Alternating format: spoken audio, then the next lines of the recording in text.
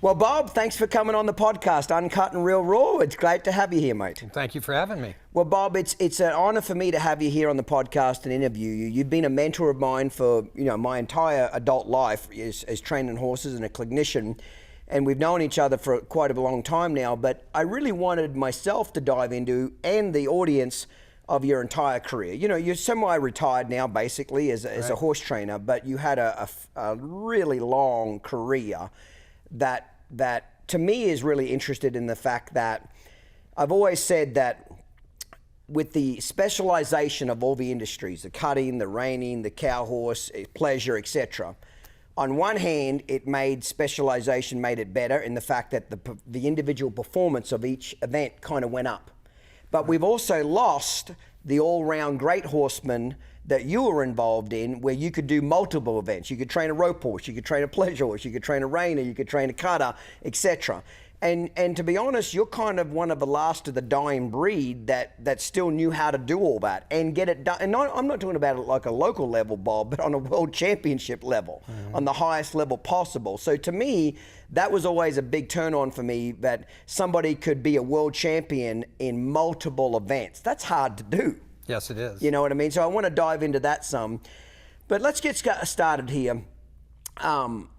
First of all, where were you born and raised? Let's start there. In Northern California, well, right below San Francisco, I was born and raised right there. Right. Around the Woodside area. What year were you born? 1951. 1951. Were you born into a horse training kind of family, city boy? What were you? Horse training family. My dad was a rodeo cowboy. My mother showed horses. And as the time went on, my mother talked my dad into showing horses. Okay. For a living? For a living, yes. And he was a finished carpenter also. Okay. But she talked him into showing horses. And what kind of horses were they trying to make a living from back in those days? Pleasure and rope horses mainly. He showed a few cutters. Okay. But again, mainly the rope all-round horses. Stuff again. Yes, absolutely. Now, let me ask you, back when he was doing that, was the all-round thing a necessity just to survive? Specialization probably wasn't around back then. I don't think we knew any different. Yes. And I'm not going to tell you that we showed some of them in classes they should have been shown in. Yeah. But, like you were trying to eat, make a living, and owners Exactly. wanted them shown. My mother used to tell people that my favorite event was the gate opening, because I'd go in anything. If they'd let me go in it, I'd go in it, So. That's funny. I love that. So basically, you kind of grew into horses. So they encouraged you to do the horse training as a kid. You got to Yes. ride after school, that type of stuff, correct? Absolutely. Yeah. Did you hate school and academics when you knew you were going to go home and ride horses? Was school hard for you? Did you always know you wanted to be a horse trainer? Tell me about that transition. I didn't always know I wanted to be a horse trainer. I wasn't the best student in the world. Yep. I will tell you that, Mainly because you didn't want to apply yourself, or school was boring? It was boring. Things moved too slow for me. Yes. There was things I wanted to do, and they were not on the pace of school. Yeah.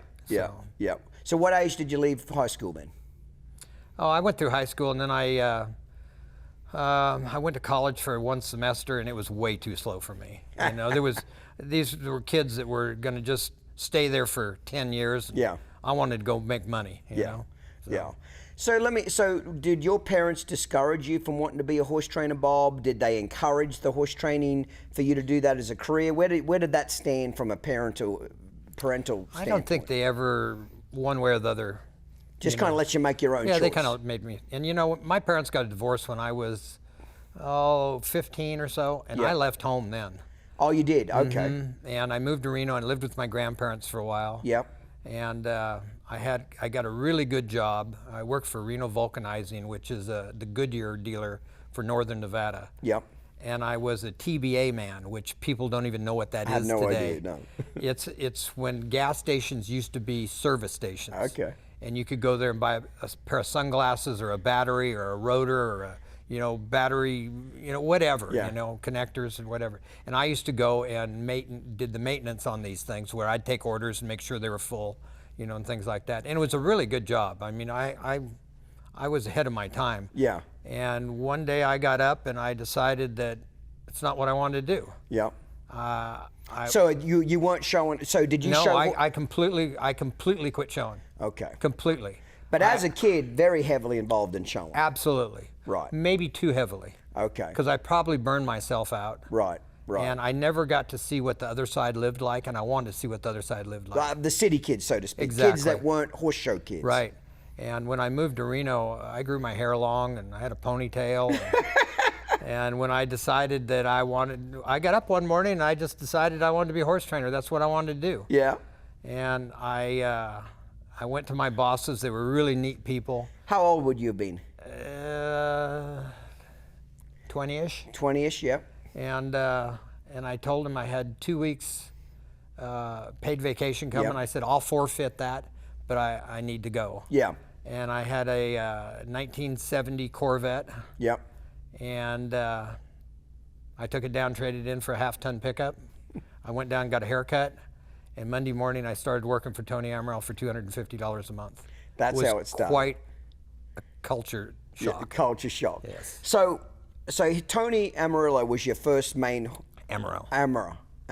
He was your first main horse training mentor, other than your dad, probably, and your mother? Absolutely. Okay. Yeah. You know, when I was young, my dad wasn't very smart, you know. Yeah. As I got older, my dad got smarter. Yeah, you know, everybody thinks that, yeah. And as I got older, I realized how much I did learn from him. You Yes. know? But Tony was my hero, my whole life. So how did you come across Tony? He was showing on the same circuit you were as Yeah. a kid. Was he a competitor against your dad? How did you even know who Tony was? I knew him. I think I knew him all my life, really, because he showed with my dad and Yeah. stuff. And he was always he treated the kids really good. Yeah. Like he'd go give us, you know, what was his name? I got to think about it. I'm having a senior moment here. Harry Rose Jr. and I ran around together, and we'd go to the show and we'd, you know, go over to Tony's and he'd go, well, if you clean these stalls, I'll give you $10. You know? Yeah. So we'd clean a stall, and he was just giving us $10. He didn't really want the stall Yeah. cleaned. And so, you know, that's how I got to know him. He was kind of my hero, and I would stay with him during summer times. Yeah. I would go and stay with Skid, his wife, and himself, and work for him during summer times. And then he called me, and I lived in Reno, and he asked me if I wanted to go to work there. And Benny Catrone was just getting ready to leave and go out on his own, and I went to work there Monday morning. So what kind of horses was Tony training in those days? Everything. Rope horses, pleasure horses, Junk. Junk. Lots of junk. Yeah. And he would take anything and he'd keep it as long as people wanted to pay the bill. Right. And that's one thing I learned that I didn't want to do, you know. If they weren't a good horse, I didn't want to keep Get them. rid of them. Even if the owner wanted to keep it in training, don't waste your time and their money. But Tony rode a lot of ranch horses, or we rode a lot of ranch horses that Tony got paid for. Yep. And you know, he lived in that country. There's a lot of ranchers around. So there and where stuff. was he training horses out of that you were at? Whereabouts It was in the right country? right west of Stockton. Out Okay, in the middle California. Out in the middle of nowhere there. So was Tony probably one of the first or the main guys in California that was a professional horseman trying to really make money at doing this? Was he showing on a national level, just locally in California? You know, set the stage a little bit for where he was in his career when you and him got together. You know, Tony, if he ever taught me anything, it was how to make money and how to hustle. Yes. He was a great salesman. He had it figured out. He showed on a national level. Yep. The World Show was just starting when I worked for him. The AQHA World Show. Yes, it was in Kentucky the first couple Oh, you years. shit me, Kentucky. And he won the junior cow horse at the first World Show, and I think it had 3 in it. You know, something like that. Yeah. But he. So the main lessons, that's what I want to get at. What are the main takeaway lessons from that time? Sounds like you got a lot of riding on horses. Oh yeah. So you got a lot of experience. Oh yeah. What were some of the other major lessons from him that you got at that age? I learned how to get my ass chewed. Yeah. And take it well. Well, you didn't have any choice. Yeah. You know? Yeah. And so, you know, but Tony had it figured out. He would get on an airplane and he would go to Wyoming. I'll just use Wyoming. Yeah. And he would buy 6 head of ranch geldings.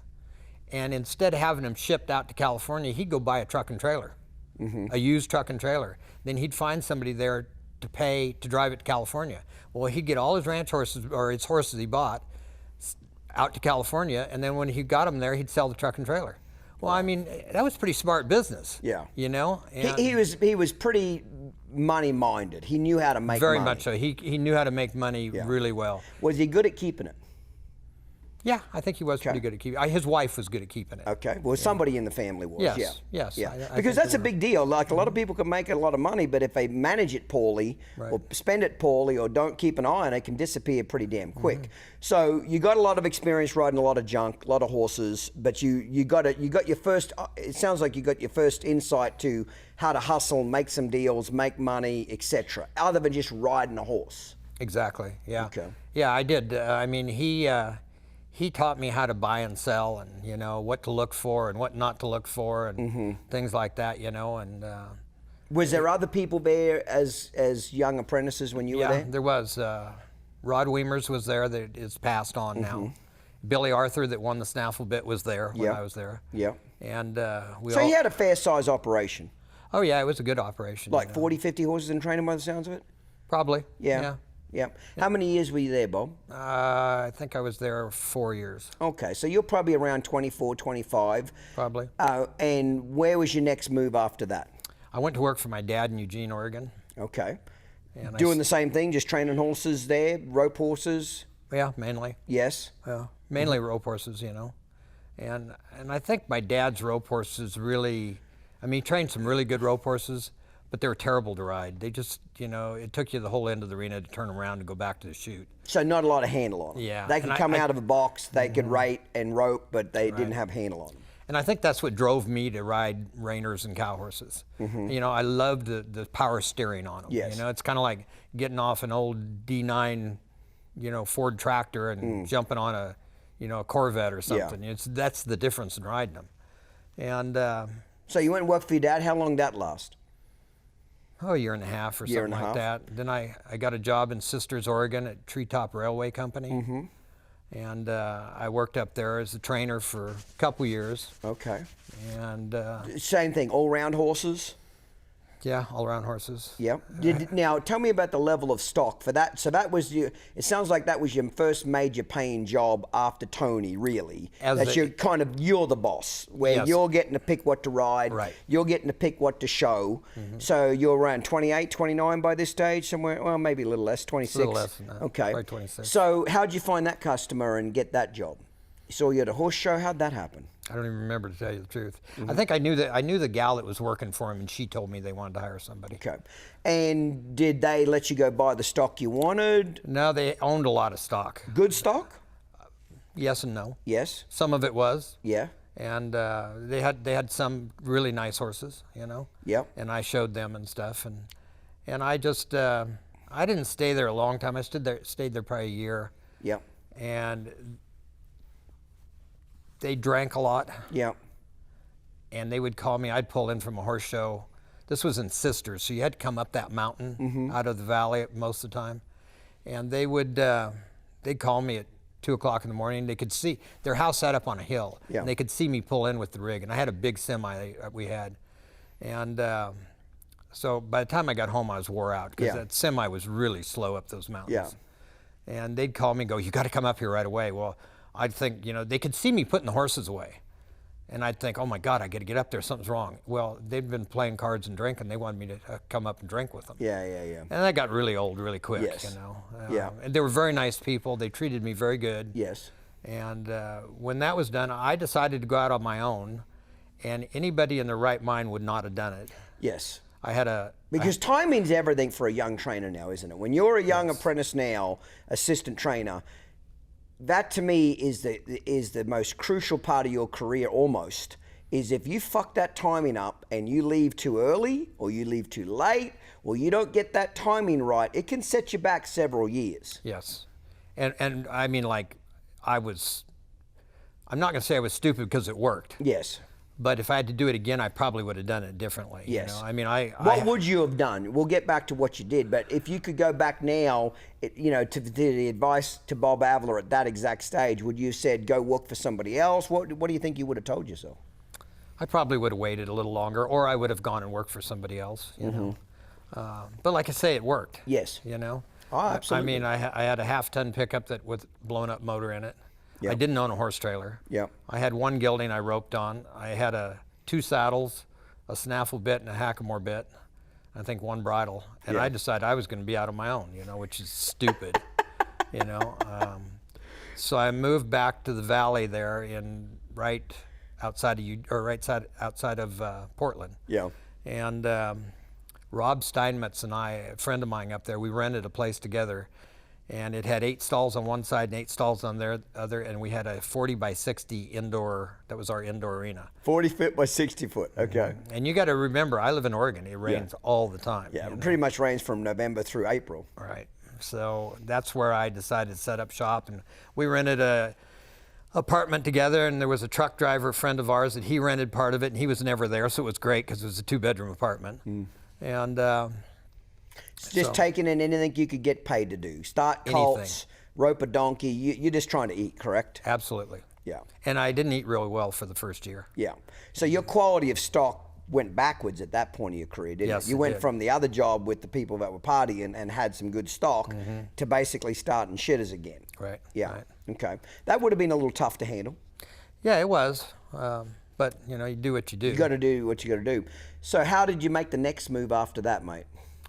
Well, Or did you build it up? What happened in that part of your life? I had some customers that I trained their girls, and they were really good customers. They loaned me a truck. They loaned me a trailer, you know.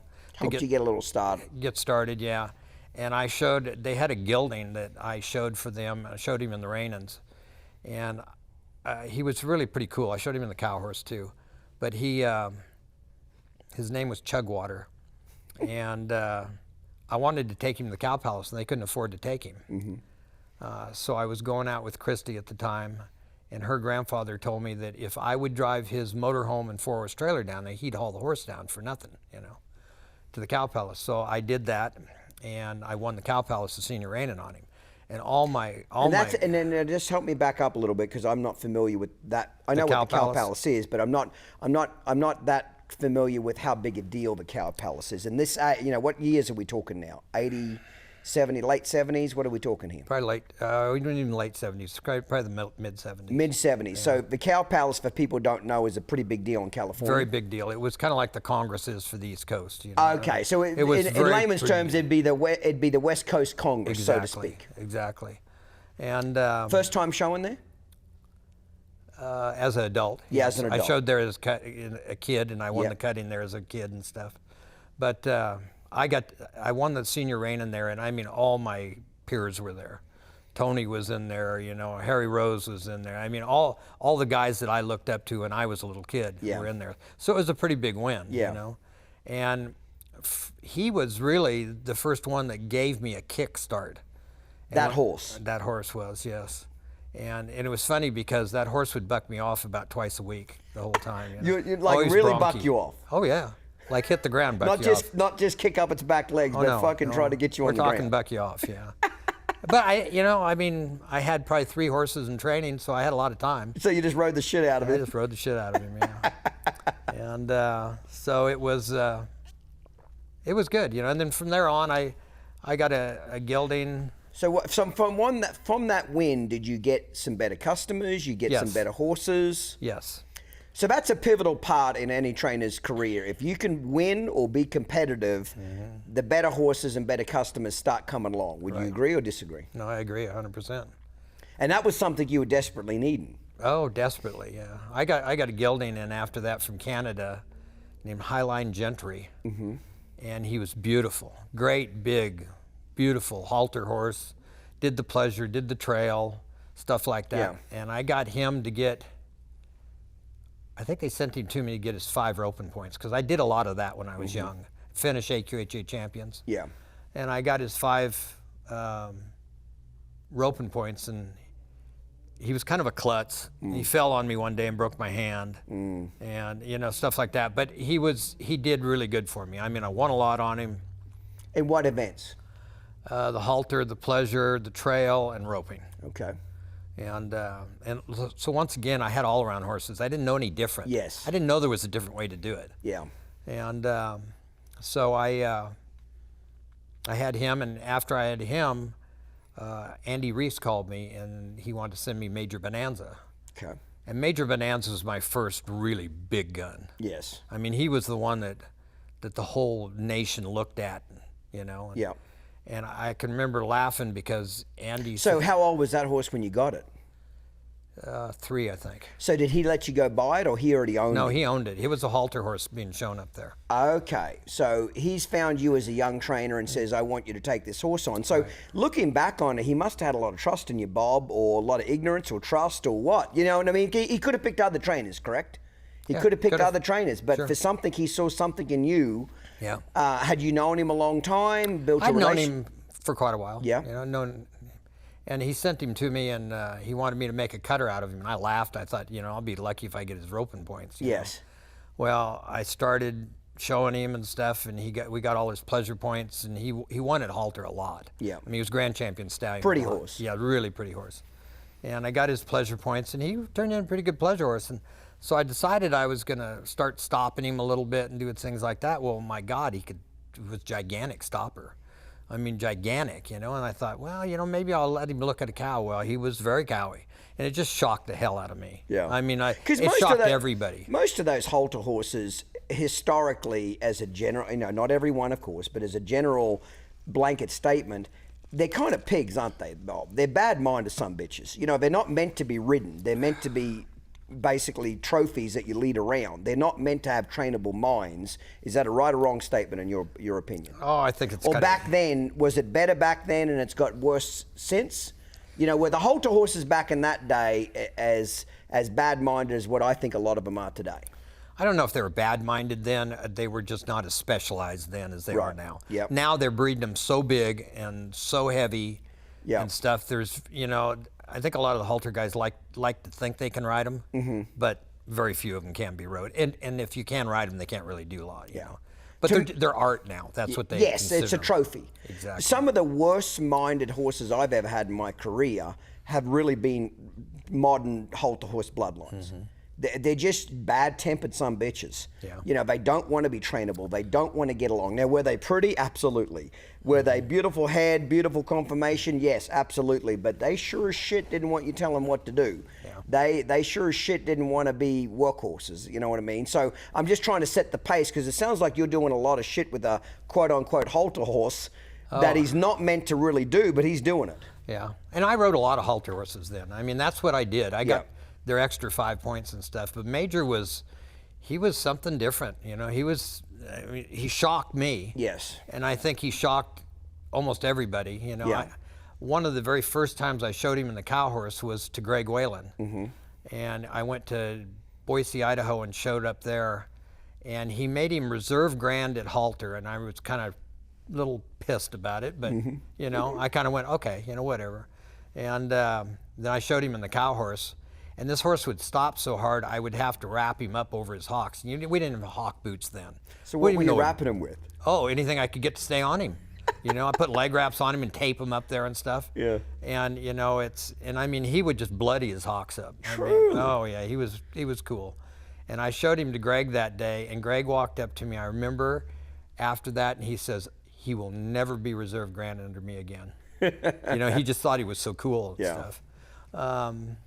So that was. So what did that horse do for your career, Bob, from a horse training standpoint, confidence standpoint, and then from a business standpoint? You know, what other horses did you get in, etc. So let's start with a horse training standpoint. You're a young trainer, you're finding your way, you know, you're out on your own. What did he do for you that changed, if anything, changed any of your training, changed your confidence? What did he do for you? He probably gave me a lot of confidence, you know. Yeah. I mean, there was no way I thought this was going to work. Yeah. You know, and or not work the way they wanted it to work. Yes. Well, it did, and it was better than they thought. Yes. And it probably gave me a lot of confidence and stuff. And then I turned around and sold him for Andy and Carol. I sold half of him for Andy and Carol for $500,000. And this is like late in '75 or early in '76. That's an insane amount of money back then. Yes, Isn't it is. For a half a horse, 500,000. Yes. And that'd be like a couple of million today, really. Yeah, exactly. In horse flesh numbers. Exactly, you know. That's a lot. Yeah, and there's not a lot of them to sell for a couple million. No. But anyway, and then I started riding. They had bred him some up in Canada before they sent him to me, and there was a couple of his foals up there, and I went and got them, some of them, started riding them. And I took Major to the World Show, and I drew a bad cow, and at the time you couldn't get another cow. And I won the honor roll with him, but it was I wanted to win the world with him. You know, and in the cow horse. In the cow horse, and I didn't win the world with him, but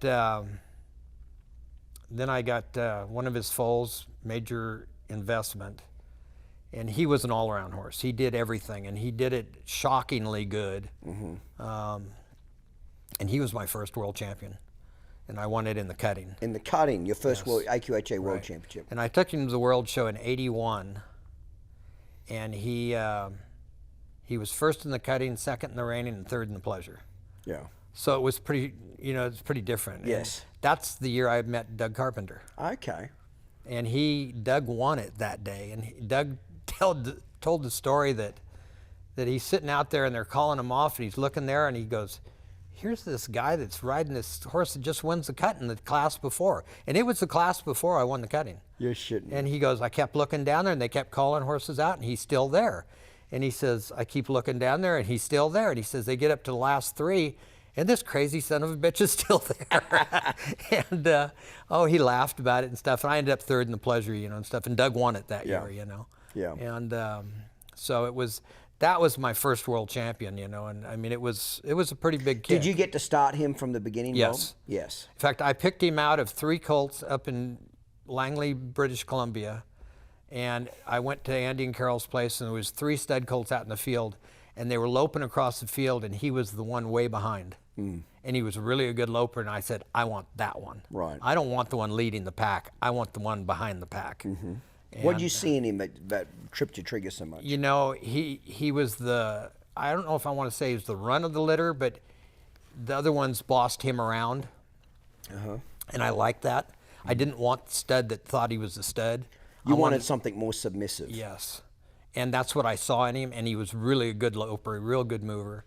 So I liked that, and so I picked him, and that was how I got him, you know. Okay.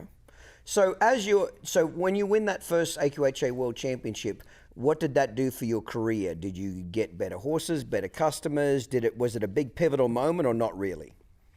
Yeah, it was. I mean, my career started going up right then. Right. I mean, I started getting better horses. So where are you customers. training out of by this stage? Yamhill, Oregon. Okay, so you'd bought your own place. You got married? No, not yet. Okay. Okay. But I was training out of Christie's, BJ's mother's place. Yes. Her grandfather's place. And then I bought 45 acres right down the road from there and started building my own place, you know, as it was going. Yeah. And when I got it well enough done that I could move up there, I moved up there. Okay. So. And basically just kind of stayed in Oregon because that's where family was, etc. That was the main reason you stayed there? Or was it a quarter horse hub? Was it a lot of money there? You know what I'm trying to say? Like, what was that, other than family, was that a pivotal part to stay there? Was AQHA real big? Yeah, it was really big, you know. Yeah, I think I stayed there, 'cause, you know, a lot of family there and stuff. My dad lived 2 hours south of me. And so I stayed there, you know, and it was, Oregon was great to me. It was very, very good for my career. I have no complaints about it at all. Yeah. So at this stage, you're getting ready, you're building on your own place. Okay. So you've had 2 really good horses that have kind of elevated your show career. Exactly. Are people now having confidence in you to go buy the stock, or are you getting the good horses from them sending them? A bit of both? Both. Bit of both? Yeah, both. You know, I was buying a few really good ones. You know, I never bought that many horses. I rode what people sent me mainly. But I was getting better horses sent to me. Yes. You know? Better quality horses. Right. And I think John Fournier started sending me horses then. And one of them was Doc's Missy Command. And she was the first one I won big on at the Snaffle Bit. She was reserve champion at the Snaffle Bit. And, you know, she was a great mare. Yeah. You know?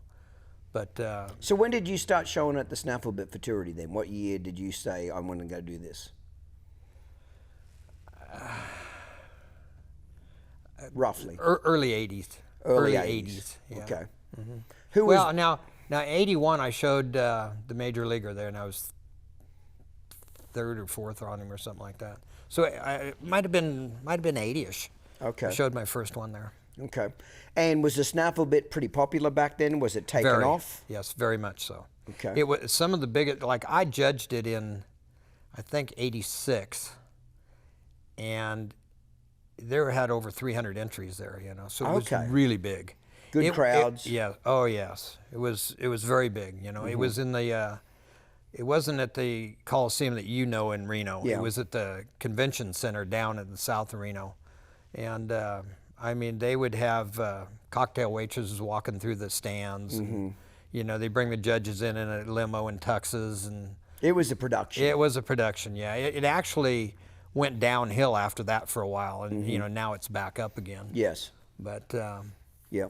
But I know that the first year I won it, it paid $35,000 to win it, and they gave a ring, a beautiful ring, and I went out to dinner with one of my customers, and they asked me, they said, if you had to choose, would you choose the ring and the buckle or the $35,000? And I said, I'd take the ring and the buckle. I can make another $35,000. You know? I don't know if I ever can win this again. Yeah. So. Yeah, that's pretty cool. Yeah. So at this point, are you trying to specialize more in the cow horses, or you're still doing everything that walked in the door to try to make a living? You know, you're still doing rope horses. You know, give me a feel for what the business model is. I was still doing everything. You know, I was doing everything. And I didn't take a lot of snaffle bit horses yet. Were people wanting to have a horse just trained specifically for the cow horse, or was it an afterthought? You know, we want to do this with it, but if that doesn't work, we'll do this. Yeah, not a lot of people wanted just snaffle bit horses, but they were getting there at that time. You know, and I was the one that had to kind of feed that into it if I wanted to go show one there. You know? Yes. Yeah. So. So you finished your place in Oregon, got that built. How many stalls you build? What did you try to get done? I had about 30 stalls. I had indoor arena. You know, I had a beautiful home up on the hill. Nice outdoor arena. You know, and it was all done in white vinyl fencing and stuff. And right. It was very pretty, you know. And everybody used to say how pretty it was, and I'd tell them because it rains all the time. That's why it's pretty. You know? That's a good point.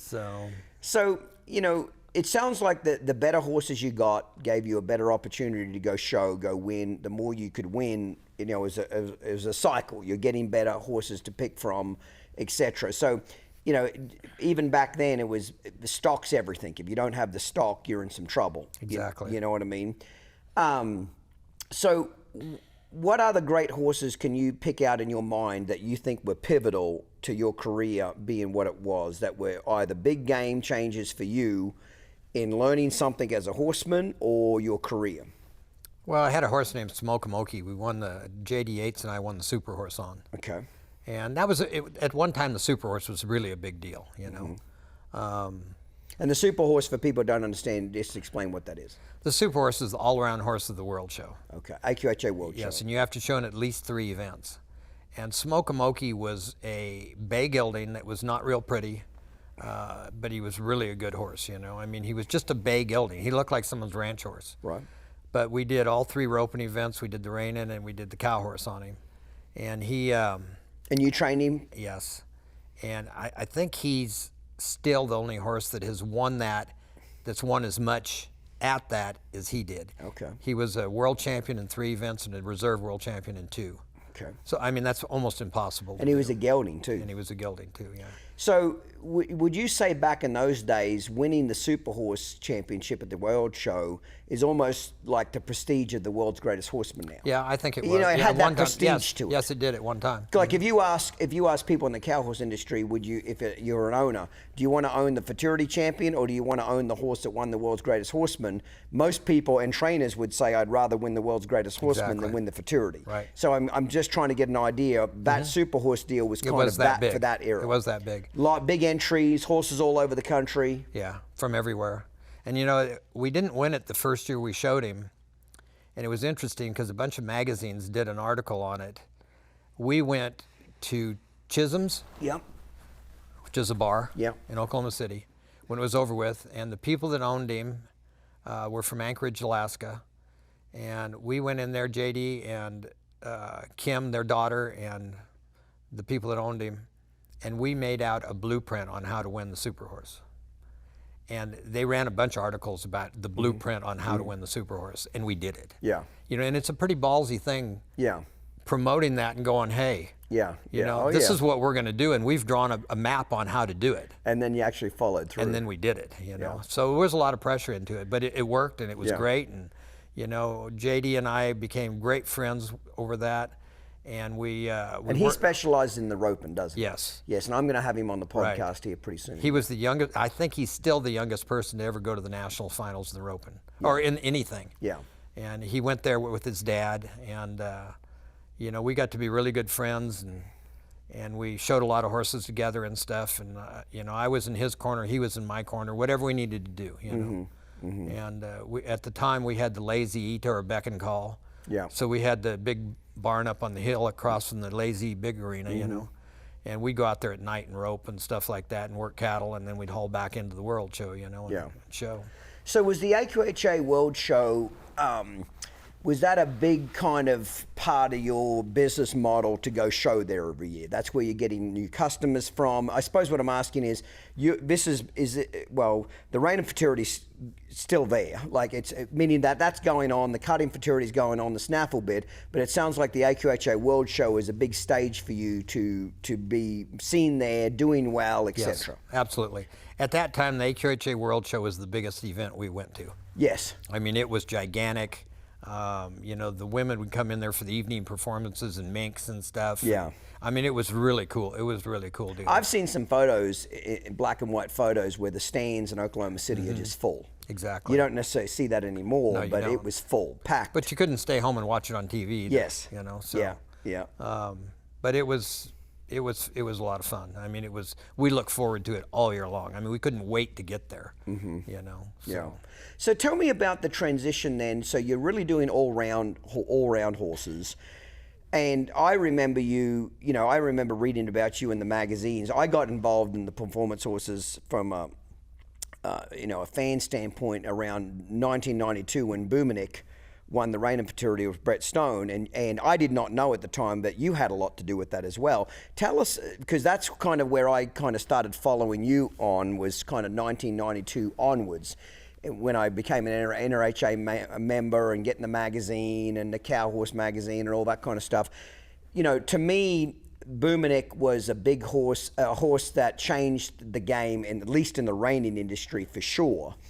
Where the old style was the East Coast, nose poked out, head up in the air, kind of Bill Horn look. And not to say that's a bad look, but that was the look. It was just different. It was just different. For that time, it was working. And then in 1992, Bumanick walked in, bridled up, collected up, and not only collected up, but just a physical freak. The way he stopped, the way he turned, the way he did shit made the East Coast look kind of boring, you know what I mean? Yeah. So tell us, a lot of people probably don't know how you were involved with that horse Bumanick, and what was your part of that horse's career? Because he changed NRHA, whether people want to admit it or not. That horse changed an entire style from 1992 onwards. Would you agree or disagree with that statement? I agree 100%. That horse literally changed the whole National Reining Horse Association look and feel. And there's been other horses since then that have made big impacts on that sport, but that horse really made a big change. So how did Bumanick come into your life? Well, I was judging a horse show at the Ward Ranch. And they in California? Yes, in California. And they had a horse sale going on there at the same time. And so Doug Carpenter flew out. We were buying and selling horses together and stuff. Right. And Doug flew out and went down there with me. So while I was judging, he was walking around looking at colts and stuff. And so he came up, and we spent some time walking around looking at them. And we decided there was 3 colts in there we liked. So we went to Greg Ward, that owned the ranch, and raised all the colts. And Greg was a pretty good friend of mine, so I asked him his opinion. I said, Greg, these are the colts we like. Which one do you like the best? And he kind of looked around and he said, come on with me. And we walked behind his barns. There was an old bullpen there, the ones that went up like that. Yeah. And he brought Bumanick in there, and he says, here, go ride him. And Doug talks about it. Greg's horses were, if they did what Greg wanted them to when he was on them, he could care less what they did on the ground. Right. Like, he'd go to get on one and they'd run off. This was Pony Express style, and drives me nuts this very day, you know. And so I got on Bumanick in the round pen, and Doug tells the story about I just melted with him. We just melted together, Yeah. And so we both fell in love with him. He was number one in the How much riding had he had when you got on him? 3 or 4 months. Something like that. Right. It was a 2-year-old. Yep. And so he he was number one in the sale. Yeah. He was lot number one. And Doug told me, he says, why don't you get away from me? Because everybody knows you. Yeah. And he says, nobody knows who I am. He says, I'll buy him. And I Yeah. said, okay. I said, okay, I got $5,000. That's all I've got. And he said, okay. So he pays $10,600 for him. I said, Doug, I don't have the other $300. Yeah. I mean, I didn't. Yeah. That's all the money I had. And he laughed at me. He goes, don't worry, but we'll take care of it. Yeah. You know, he Yeah. laughed. He thought that was funnier to him. Yeah. And so we bought him. I took him home, and Todd Bergen worked for me at the time. And Todd and I both rode him. And, you know, he was, I used to tell people he was kind of like strapping your ass to a rocket ship. Mm-hmm. You know, you didn't know where he was going to go, but you knew it was going to be really cool along the way. You know? So what was he being trained for? Just to resell, or you were going to go show him? No, I was going to go show him. So you and Doug own him, and you're going to go show him. What are you going to go show him in? He was entered the snaffle bit and the rein and futurity. Both? Yes, both. And then Brett Stone wanted to buy him for a gal down there. Yep. And so I told him, the deal is, I get to show him this year, and you can have him next year, you know, if I sell him. Yeah. It's great, great. Well, Brett wasn't quite that honest with me at the time, you know. Right. And so what happened? They bought the horse, and the horse left? He sent a truck and trailer up to get him, I think, late in September, because I was getting ready to take him to the snaffle bit. And a van pulled in and picked him up, and they said, "Here's the paperwork. We're picking up the horse." And you're in shock. Oh, I was having a meltdown. Yeah. I just had a meltdown. Because you know this is what a lot of people don't understand. I don't think, kind of owners, trainers pour their heart and soul into these horses. Absolutely. When you've got a great horse, it's fucking family. You're thinking about it 24/7. You're out there 7 days a week. You're invested your life into this horse. Yes. And when somebody jerks that son of a bitch out of your barn, that's like taking one of your kids and just giving it away to somebody else. Oh yeah. It's emotional, because you've got your career's riding on it. Especially a young trainer, when you're looking for that big win, you're looking for that next career jump.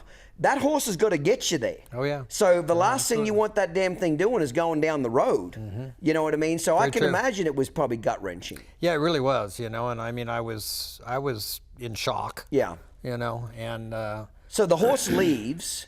The horse about leaves. 6 weeks before the rein and futurity. Yes.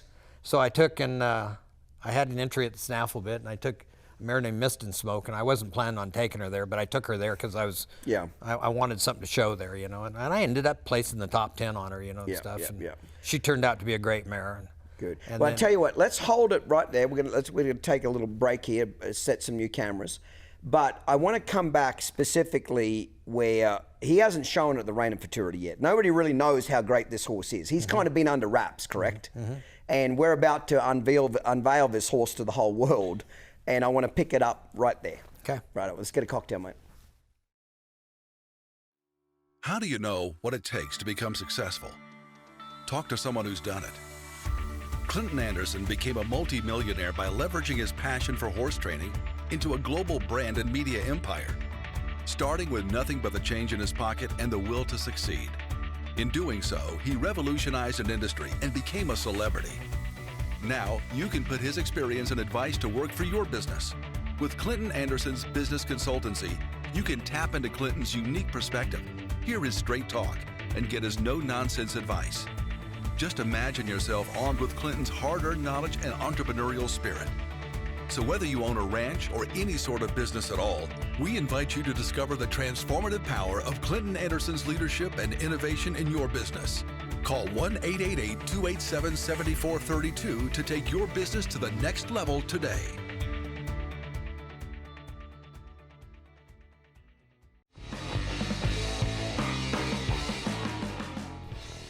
So, Bob, before the break, we were talking about Boomernick. So, nobody knows of Boomernick other than, you know, you and Todd Bergen at the barn, handful of people, you and Doug.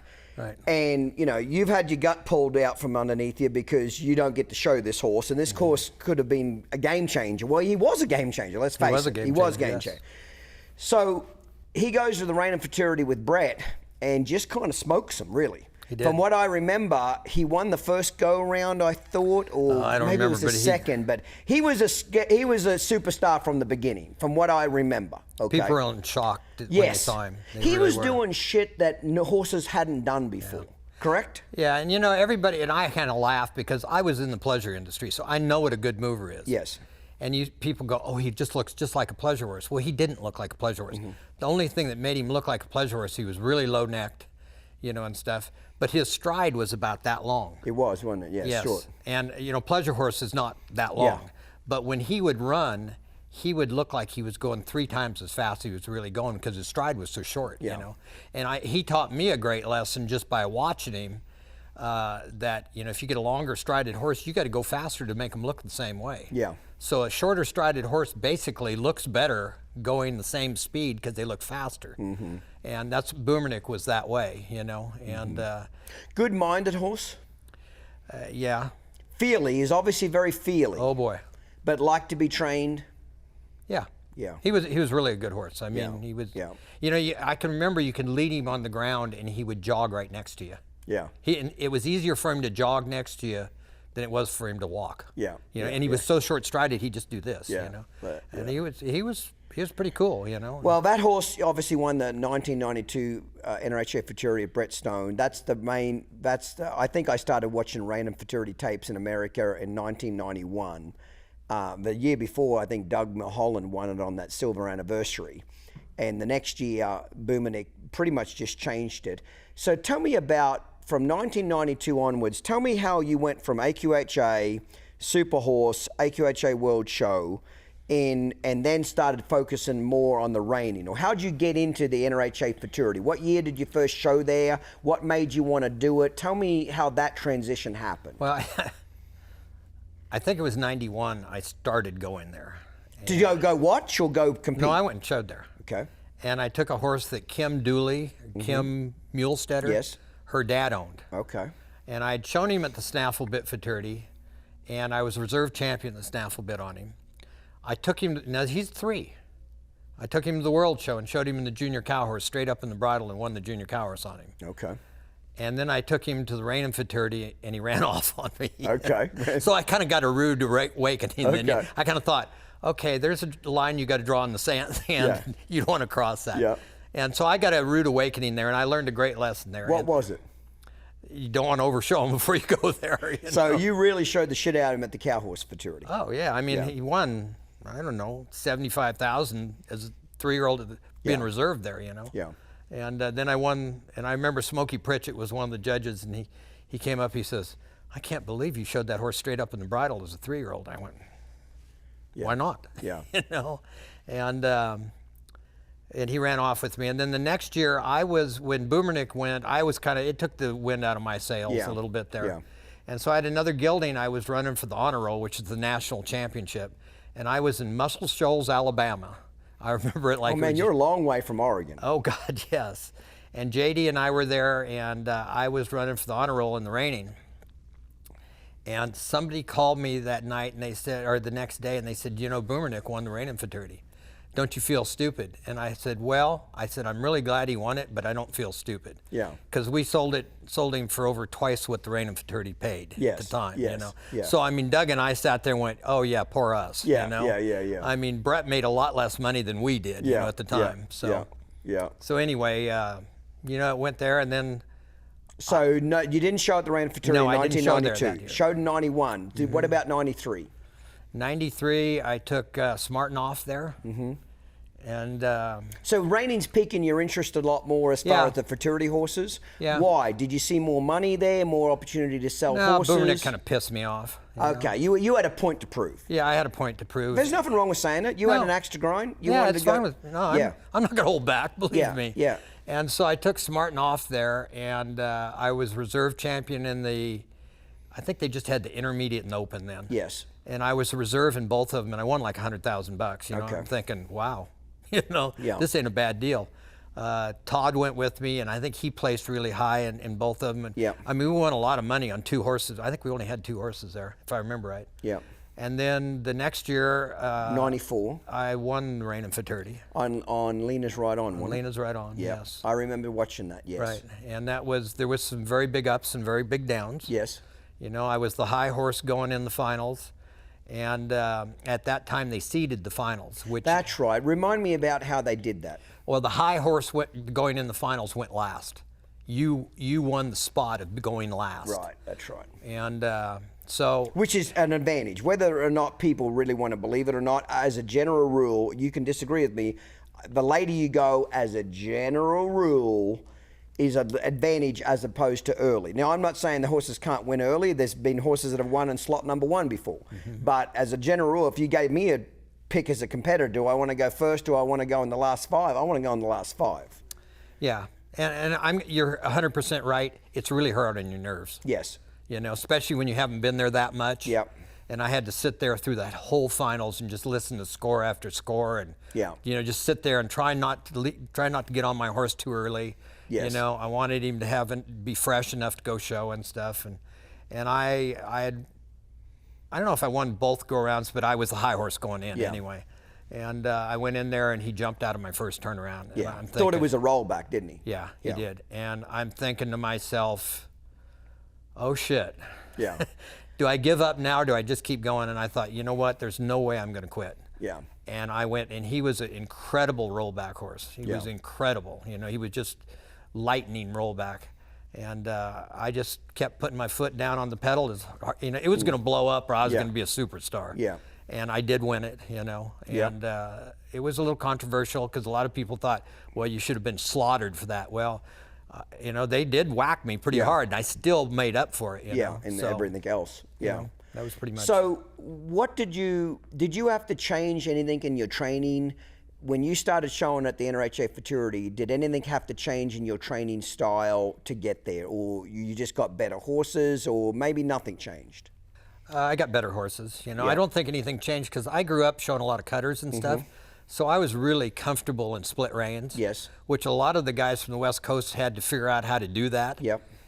But I was very comfortable because I showed so much in them, you know. And so it didn't bother me showing in split reins and stuff. But, you know, in the year I won it, Todd that worked for me, Bergen, he won the intermediate too. That's correct. And so, I mean, we had a great show. Yeah. I mean, it was a great show. So when you won the Futurity, did you get a lot of people wanting to send you to straight up reiners at that point? What happened in your business model? Yeah, my business, it went up, you know, and a lot of people wanted to send me horses and stuff like that. But specifically for reining is what I'm asking you. Did the disciplines change? Reining and cow horse, they both stuff, you know. I mean, you know, I had just won my first snaffle bit Futurity 3 or 4 years or 4 or 5 years before that, I guess, you know. What was that horse called? God, don't do that to me here, you know. Okay. We'll think of him later. Yeah. I can't think of it now, but Smart Little Cowboy. Okay. His name was Smart Little Cowboy. And he was owned by the first free agent of baseball. Okay. And so he was great to ride and stuff, you know. Yeah. And then I went on and cut on him and stuff, and he won a lot. And from there on, I started showing more reiners, more cow horses, less of everything else. Less of the roping, less of the pleasure. Yeah, and I always kept my finger in it because I love to rope, and it's kind of my relaxation. I never, you know, for a while it was part of my business, and I tried to kind of take that out of my business and make it my relaxation. Yep. And it turned into being, when they came up with the world's greatest horseman, it turned into be a great asset for me, you know. Yeah, because you already had so much experience doing it. Right, you know. Yeah. And so that was good. See, back in the days when you were, you know, entering them in the cow horse Futurity, and then, you know, Paid by Chick is one that comes to mind. You know, I don't know if you won the snaffle bit or you were third in the snaffle. Third in both of them. Third in the snaffle bit, and then 2 months later. So for people who don't know, the snaffle bit Futurities, you know, early October, okay, and the reigning Futurities, you know, towards the end of November or mid-November. There's not much time there. No. And one's involving 2 hands and a snaffle, and you're working cows and doing 3 different events. And then less than 2 months later, you're straight up one-handed in split reins riding a 3-year-old against the world's best horses that are only trained for reining. It's extremely hard to do. It is really extremely hard to do. And it takes a hell of a horseman and a hell of a horse and a hell of a training program to pull that shit off. I liked it because very few people really, correct me if I'm wrong, the only people I really know that were doing it back then was you and Todd. Unless Randy Paul was doing it, I don't remember a lot of people. And Todd Crawford. And Crawford was doing it. Okay. He was doing it too. 2 or 3 people were doing it out of hundreds and hundreds of trainers all over the country. So I just thought it took a lot of balls and had my respect. And I suppose it comes back from, my mentor, Ian Francis. He's won the Reining Futurity 5 times, Cutting Futurity 3 times, did pleasure horses, did it all, of that all-round great horseman that could do it all. And by this stage, 1994, 95, most reining horse trainers are specializing by now. Yes, they've got a barn full of just straight up reiners. They don't have to ride rope horses to make a living. They don't have to take in pleasure horses. They can only focus on one sport, which again gives you a major edge because that's all your thought process is. And a lot of people don't know it, but I showed Lena's Ride On at the Snaffle Bit Futurity too. Yes. And I fell going down the fence. Okay, you slipped and fell over? Yeah, and I made the finals on him, and then they reviewed me after that and took it away from me. Oh, truly? So, and I'm not so sure he couldn't have won both of them. And maybe he could have. He was just that talented. He was that talented, but Paid by Check he was cool. Yeah. He was really cool. Yeah. I mean, if you thought it, he did it. You had to be a little careful on him. Yeah. See, one thing I think that you and Todd changed in NRHA, so Boomernick changed the industry in the way that he was collected and broke.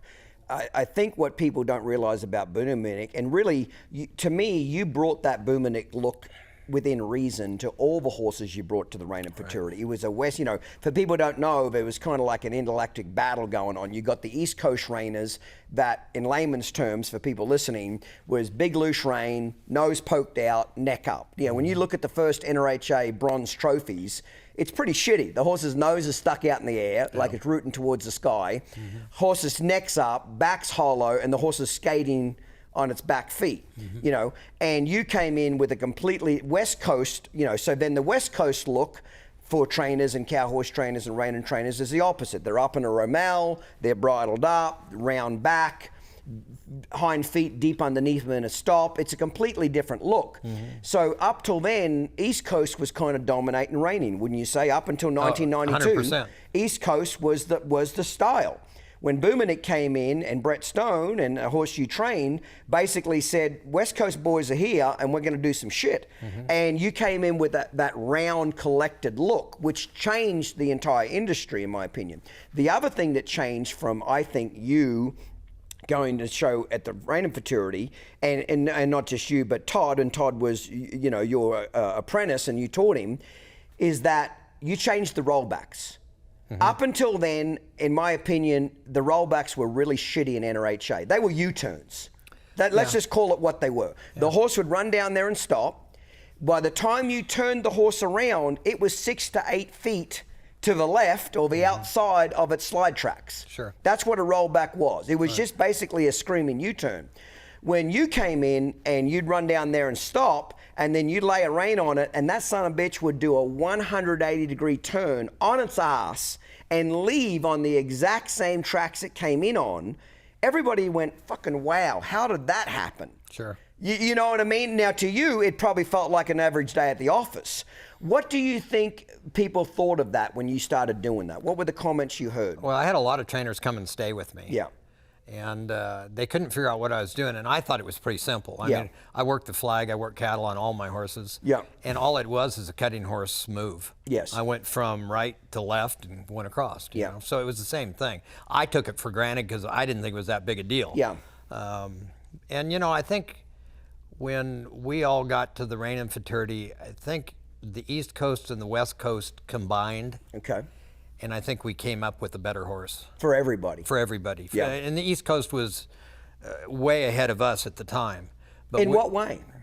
They just been around a long time. Okay. They did a lot. They knew what they were doing. And we just kind of were going, wow, we're going to go show at the Reign of Futurity, And, What do you think the East Coast style and trainers gain from the West Coast coming to the Rain and Futurity, and vice versa? Well, our horses were a lot broker. Yeah. Bill When you say broker in the face, broker in the body. Period. Yeah. Bill Horn came over to my stalls at one of those first years I was there, and he sat down on a bale of hay with me and talked to me, and he said, you know, before you started coming to the Rain and Futurity, if I could get both leads changed, I could have a shot at making the finals. Yeah. And I was in awe. I was just in awe. I mean, it's like, you're kidding me. But he was being very honest about it, you know, and stuff. And you know, we brought the mechanics of the lead change in there, you know, and More of the Western pleasure lead change. Slow, hip first, Western changing, riding, lead stood change up type, straight. yes. Before that, it was Position. more of a chuck 'em over there. It was run to the right and then rein them to the left and hope the fuck they change, correct? Exactly. Like a big figure eight. Exactly. Yeah. Yes. And then Bill said that too. He said he just you know, he went one way and he'd just spur him in the belly and go the other way. Yeah, you yeah. know, And hope so. the horse changed. And I kind of went, oh God, I don't think I can do that. You know. What do you think the West Coast gained from the East Coast style, or did you gain anything when you started showing back there? Did you make any adjustments to the way your horses rode or were trained when you watched the East Coast trainers? Well, I think they had the speed control on them better than we did. Okay. You know, Running on a loose rein? Yeah, and they knew how to go big and fast and small and slow, and we didn't have that much of that because our circles in the West Coast were just kind of the same size and speed. Yes. At the time, so we learned that from them. You know. Yep. I think the East Coast horses in the front end were looser than ours were. Pedaling. We stopped really hard, but they went farther, you know? Yeah. So we kind of added that in. We kept our stopped hard, but loosened it up as we went. Yeah, you loosen know? the front end up where they'd pedal. Right, and so it's just things like that. But I think it was just a melting pot. That's all it was. You know, it was a melting pot of the East and the West. And when it came out and when it was all over with, even today, we have a better, you know, horse out there. Yes, we do have a better horse. We do. There were some trainers, not going to mention names, but they couldn't make that change. They couldn't blend the two together. So unless you did get it blended, you weren't going to win, correct? If you were going to be straight up West Coast, you know, proppy on the front end, even if it drag its ass and really bury its ass in the ground, but only slide 3 feet and be bad with its front feet, you weren't going to mark. Right. You know, or the opposite, if the horse slid, you know, 35 feet, but pea-hearted about it, you still weren't going to win. You know, so you had to adapt if you were going to be competitive. Right, exactly. And you know, there was a lot of people from the West Coast who went there once, twice, never went back. Yeah. Got their ass handed to them and said, fuck this, I'm not coming back. Exactly. Yeah. And there was a lot of guys that were East Coast style that could, like you said, couldn't make the change. Yes. That had won a lot. A hell of a lot. You know? Yes, some big time trainers that there's probably a fucking bounty on your head, Bob, because after Boomernick, there is, believe me. after Boomernick and you and you know, obviously Brett Stone rode him, but after you guys, you basically put out of business a handful of East Coast fucking trainers. Let's just be honest, meaning probably. that they couldn't make the change. It was such a dramatic change. The next 5 years of that futurity, when trainers realized if they bridled these horses up and collected them and pulled on their face and squeezed them in the belly with their legs and got them round, they could stop better, they could turn better, they could change leads better. If you weren't willing to do those things, you couldn't be competitive anymore. That's true. And there's a handful of guys that again, I'm not going to mention names, that they just quit doing. They couldn't be competitive. They pretty much got out of the business in more or less. Oh yeah. So you had to adapt. Yeah. You know, between John and Todd and myself, we pretty much dominated it for about 5 years. Yes. You know? Yes. And, yeah. And you're right. There was some of them that couldn't make the change, which you see that in any industry. Yes. You know, it's not unusual. What do you think was the advantage that you think bringing your snaffle bitters to the Rain and Futurity? I don't think there was one. Oh, you think it was a disadvantage? Or just tougher? It was really hard. Yeah. You know, I think that probably the advantage of doing it was I had to get them broker earlier, so they were broker when they went to the snaffle bit more than anything. Yeah. Than just going to the Rain and Futurity. Because I mean, like I was working on getting them one-handed before then, you know, so I was up to date when I got to the Rain and Futurity. Yeah, because after the Cow Horse Futurity in October, when that show's over, you're pretty much just trying to train him as a straight reiner. They don't even see a cow. Yeah, you've The got ones I went there. about 6 to 7 weeks to fix get everything working. Yeah. Yeah.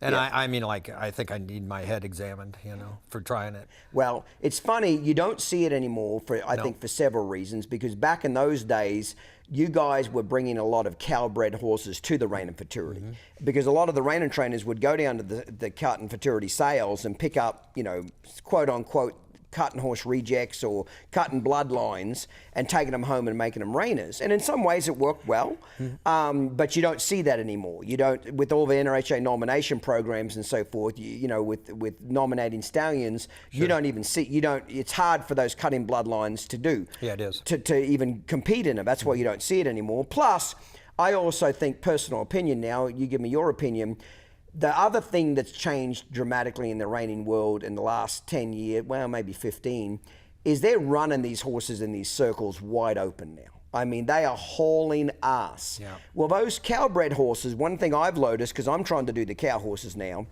is they're kind of feely some bitches. They're hot. Oh, yeah. You know, when you got a cow-bred horse, they notice every sign on the arena. They notice a fly lands on the damn rail. They're hot. They're feely. And when you start to gallop these some bitches, they get a little warm on you. And the reiners now, you know, Doug Carpenter always used to say, you want reiners to be sleepy-eyed and lazy, and you want cow horses and cutters to be bright-eyed and feely. I don't know if the cow horses bloodlines could work anymore in the reining, just because they are so damn feely, that unless you were drugging the shit out of them to go show them, you know, you couldn't probably run that fast and still keep them mentally together. Do you agree or disagree with that? No, I agree with it. You know, I think Chick's Magic Potion was the last one to do both events. Yeah, he was, yes. Yeah, Chick's Magic Potion, you won the cow horse futurity on him. 203. Yeah, I think he was the last one to do both. He won the cow horse futurity. He was 10th at the Rein and Futurity. But he was a soft-minded horse, though, wasn't he? Very much quiet, soft, humble, lazy. You know what I mean? I remember walking out of the arena on him thinking to myself, you know, that was so much fun. I want to just turn around and go back in and do it again. He was that good, and, you know, every step he was with me. Yeah. And very few of those cow horses that way. I mean, like, Paid by Chick, I mean, when I walked out of the arena, I thought, whew. Yeah. You know, and he was a great horse. Yeah, because he was so feely. Yeah, he was you so fought feely. The wrong direction, that son of a bitch was moving. Oh, yeah. You know, yeah. So style-wise, the reining bloodlines have got, you know, number in my opinion. And remember, you know, for people listening, reiners are completely dictated to. So you're not asking them to think for themselves. Right. You're asking them to do what you tell them. Cow horses and cutters is a combination of the complete opposite, is you want them to think for themselves. You want them to make decisions based on what you've trained them to do, etc. Yep. I personally would love to go show one at the snaffle bit and then 2 months later go show it at the Rein and Futurity, just for my own personal horsemanship goals. I'm going to go do that one day. Whether or not I get a good score or not is irrelevant to me, just to have the balls to go do that. Yeah. You know, Todd Bergen did it on Chick Please. You know, he didn't win the snaffle bit. Where is he in the snaffle bit? He was first and second. First on the snaffle bit? He was second at the snaffle bit. On Chick Please? Yeah, and first at the Rein and Futurity. And first, yeah. He did it on Chick Please. And that might be the last horse I remember that other than Paid by, what was he? Chick's Magic Potion. Chick's Magic Potion. That might have been the last horse I remember it being done on. But it was just cool because it's just such a difficult thing to actually pull off to get done. Did you notice the horses that you started showing as just straight up reiners, did they lack anything that you didn't like? That the fact that you weren't combining the cow horse with the reining and you were just taking it straight to the reining, did you notice they lacked anything you didn't like? Did they feel any different? I don't think they were as broke as my cow horses were. Okay. And I had to do more things on my cow horses to get them as broke. Yeah. That broke, you know. Yep. I mean, they were broke and everything else. I just don't think they were as broke as the cow horses. Yeah. You know? Yeah. Yeah. No. See Clinton Anderson and his Down Under Horsemanship method live. Order tickets now for the Walkabout Tour in Conroe, Texas, November 4th and 5th. For ticket information, visit downunderhorsemanship.com.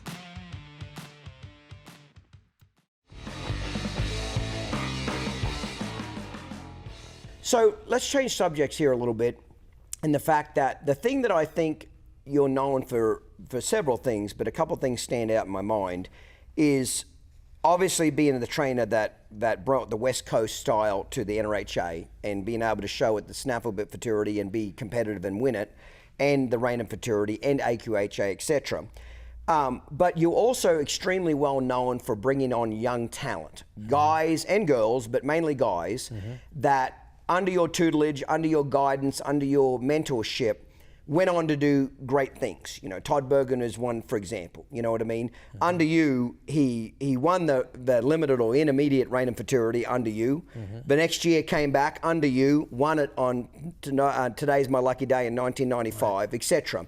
So to me, what stands out in my mind that I want to ask you about how you got like this, why you did it, etc. I tried to get a job with you. You would never remember, but I tried to get a job with you in 1997 when I flew over from Australia to America. Before I even left Australia, you were the guy I wanted to go work for. And the reason why is obviously you were winning. Obviously you were very good at your job.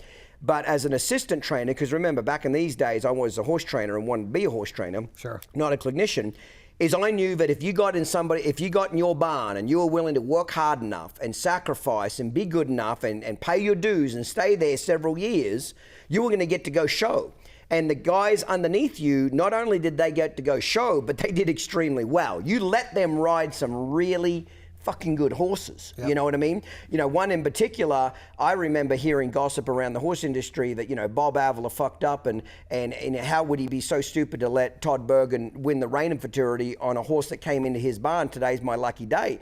But you looked at it the complete opposite and you talk about why you did that and why you thought that was such a smart move. Well, there was a couple parts there. You know, I figured that if I could get my customers and the public to accept the people that work for me, I could haul twice as many horses. You know, it would take a little of the pressure off of me. I didn't have to get everyone ready to show. You know, and I always felt that if the kids worked hard enough and they put the time in and stuff, they deserve to show the horses. You know, and I mean, Todd is the one. I'm not going to tell you I could have won on Today's My Lucky Day. Todd did a great job on him, and worked his ass off. He worked his ass off, and he was the one.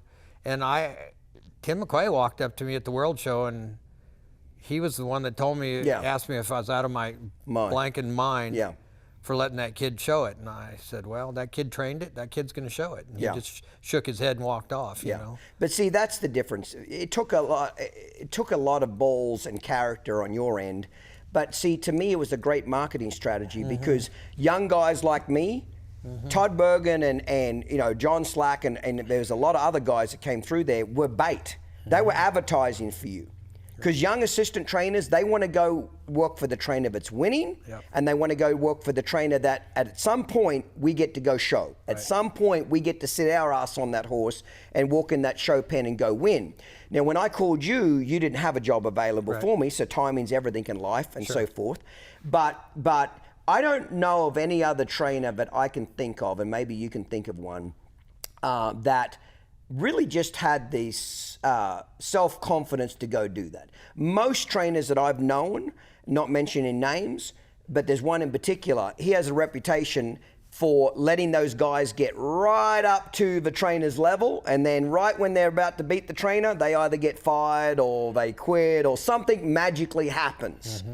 You had enough self-confidence that you took it as a pride of honor when your assistants beat you.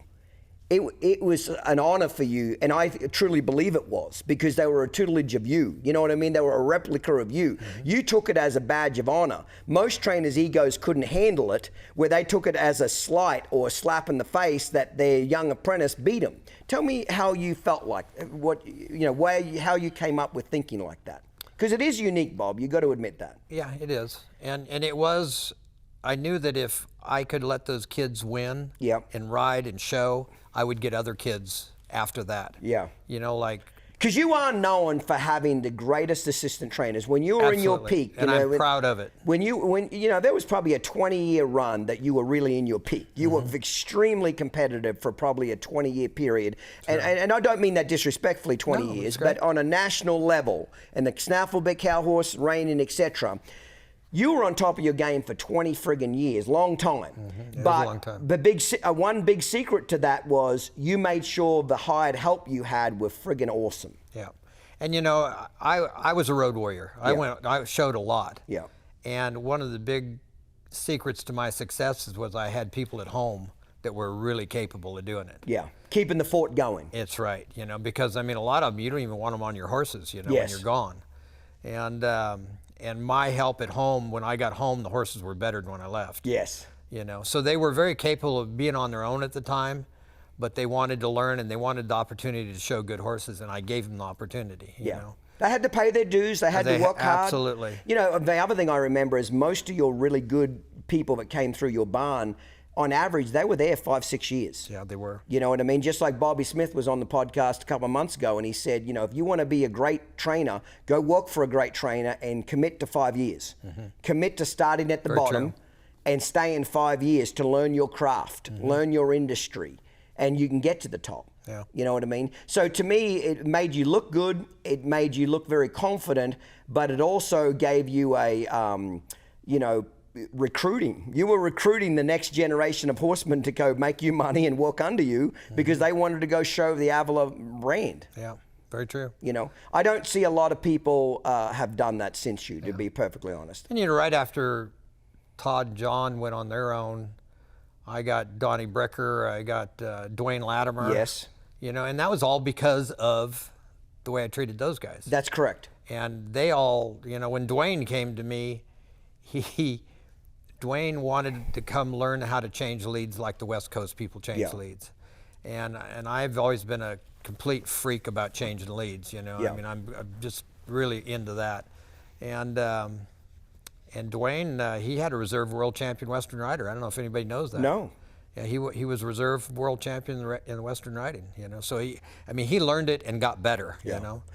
I tell you, there is somebody's name that just popped into my head, and I want to know if you agree or disagree with this, that I think had a very similar mindset to you with self-confidence, bringing on young apprentices and letting them go show and win, is Loomis. Yeah. Loomis had a lot of good people over the years. Dwayne Latimer was one of them. His brother Dean, you know what I mean? There was a lot of great horsemen that went through Loomis's ranch that stayed many years. Yes, they did. Many years. Anywhere from 5 to 10 years. But Loomis wasn't scared to let him go show. No. Loomis wasn't scared to let him go win. Loomis was at the point in his life he didn't want to show a lot at the time. Good point. And those kids were getting to show, you know, and he was at home, you know, making a fortune breeding mares and stuff and selling babies and things like that. So it was good. That was a name that popped into my head just, and I'm thinking, okay, what other great horseman was out there that really understood the importance of letting your young people develop their skills and be good? Well, you know, I got Dean his job with Bob because Dwayne came to me and he wanted to learn the West Coast style, and Dean wanted to go learn the East Coast style. So I called Bob up and told him about Dean, and you know, Dean was great with Bob. You know, so many years together and a lot of success, etc. And I think to keep good help, you've got to give them, you got to throw them a bone. Yeah, they got to be able to go show some and like you know, I always let the kids show up there in Oregon. We had Rain and Fraternities up to little ones and stuff, and I always let them go, take a horse and go to that stuff, and you know, and so it kept them all happy. You know? Talk about the business model part of it, as far as, you know, to my knowledge, you always tried to keep a relatively modest sized barn, you know, anywhere from 25 to say 35 head of horses in training, especially in Oregon before you moved to California. Tell me why you kept the button, because now a lot of reining horse trainers, even cow horse, but especially reiners, they might have friggin' anywhere from 50 to friggin' 80 head of horses in training. Or more. Or more. Why did you keep your business model smaller? Was it by design? Yes, it was by design. Tell me why. I always felt that you had to have a person for every 8 head of horses to do it correctly. One trainer, you mean? One guy riding them? Maybe one guy saddling. But you had to have a person for every 8 head of horses, and to do a good job. And you know, if you had one you needed to ride twice a day, you could ride it twice a day. You know, and stuff. I never thought numbers were the answer to it. Now, that's just my thoughts. A lot of people like the numbers. They do very well with them. That's up to them. You know? It just didn't work for me. And you know, I felt that I hated going to the house at night and not completing everything I was doing that day. Not feeling like you gave it 110%. Right. When I went to California, I had 54 head in training or something, and I never got done. Never got done. I had lots of help, but we still never got done. And I got kind of defeated when I was doing that. You know, I mean, it was like, you know, how can you go to the house when you're not done? And I mean, you run out of time and energy. You've already been and up 16 else. hours, you know, and so that was a big part of it right there too. Well, I think that they're not having enough numbers to choose from is an Achilles heel.